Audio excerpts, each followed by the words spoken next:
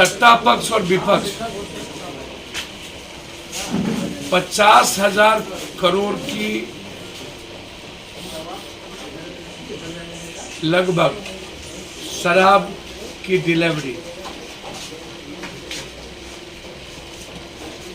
और जहरीले शराब की भट्टी हर पंचायत में मिनिमम 4 ऊपर 5 से 6 दलितों को धमकाकर प्रलोभन देकर डराकर दलितों के गांव में थाना और माफियाओं के द्वारा भट्टी का संचालन प्रत्येक पंचायत। कोई ऐसा पंचायत नहीं है जिसमें जहरीले शराब की भट्टी का उत्पादन नहीं हो रहा। कल भी कुडनी में 4 लोग मरे, 2 लोगों का नाम दबा दिया गया, डरा दिया गया, 302 के मुकदमे की धमकी दी गई। जिनका हस्बैंड डेथ कर गया उनकी पत्नी पर 302 का मुकदमा कर दिया गया। और जबरन जो कभी दारू का सेवन किया ही नहीं है उस लड़के को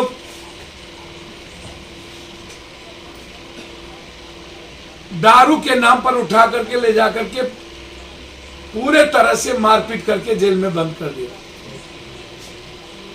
हाजीपुर में भी एक परिवार ने दारू करने वाले धंधेबाज के बारे में चर्चा की।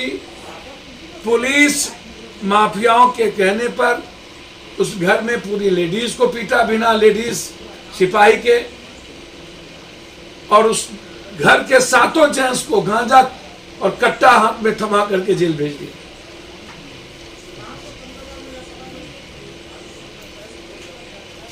₹50,000 करोड़ का पैरेलल इकोनॉमी।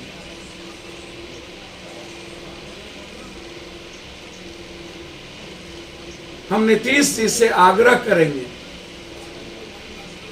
हम नीतीश जी के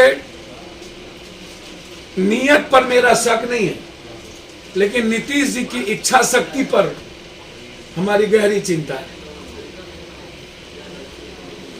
नीतीश जी का जो शासन प्रशासन का तंत्र है और जो मंत्रिमंडल है वो हाथ से निकल चुका है।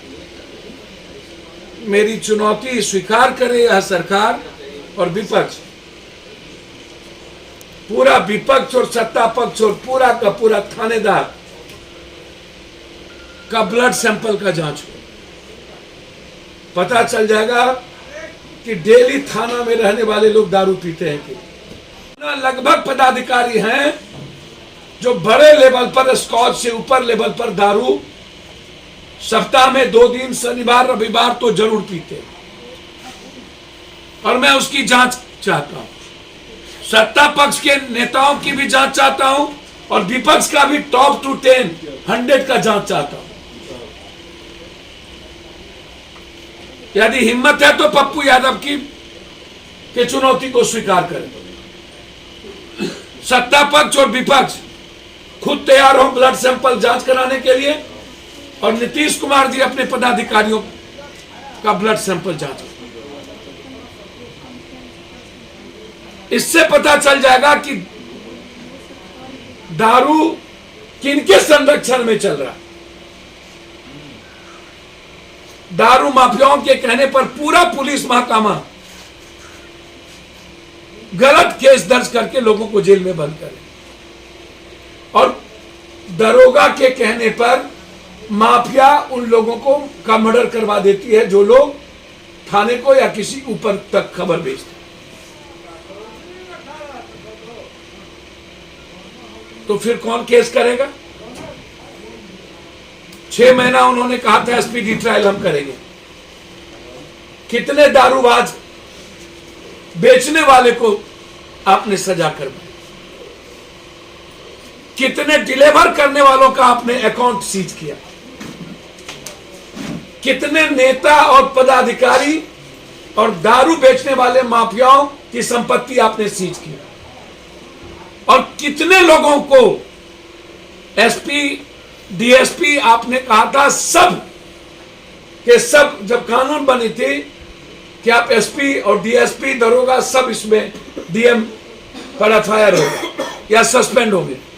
5 सालों के अंदर एक भी एसपी, डीएसपी, डीएम या पदाधिकारी को अपने जिले में सस्पेंड नहीं किया।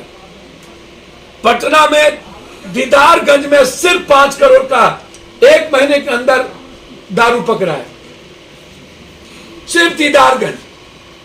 जब पटना के दीदारगंज में दारू, विधानसभा के आगे दारू, विधानसभा के पीछे दारू,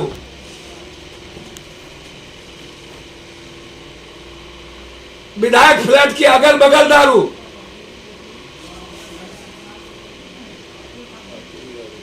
पुलिस हेडक्वार्टर के बगल में दारू,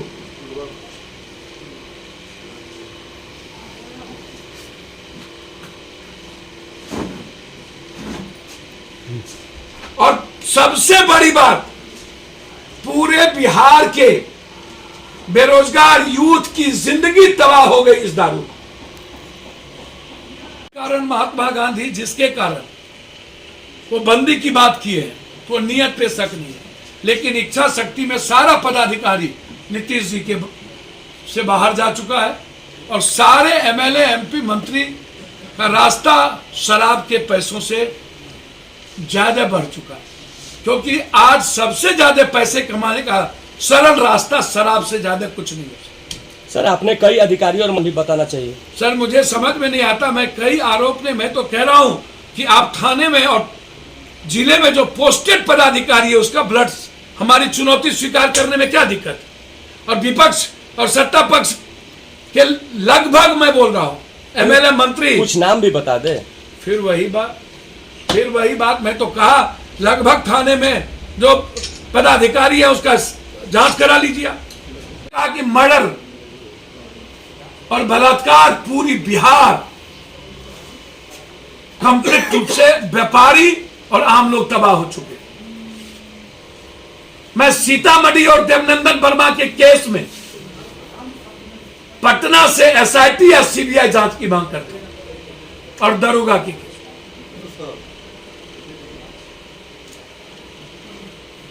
वैक्सीन,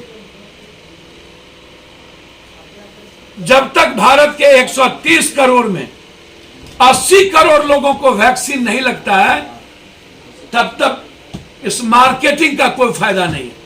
पहले हम तो पहले तुम, पहले हम, पहले तुम, पहले हम, पहले तुम, ये जो कंपटीशन है, बड़े मियां तो बड़े मियां, छोटे मियां सुभान अल्लाह। पहले कौन वैक्सीन लगाएगा?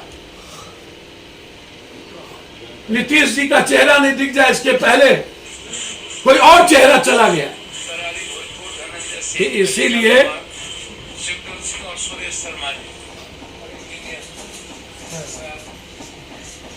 मेरा को पहले वैक्सीन दीजिए, तभी इस वैक्सीन का कोई औचित्य होगा। 1 लाख 2 लाख या नेताओं को वैक्सीन देके भारत में कोरोना को रोकना की प्रक्रिया सही नहीं है, वो गलत है। धन्यवाद।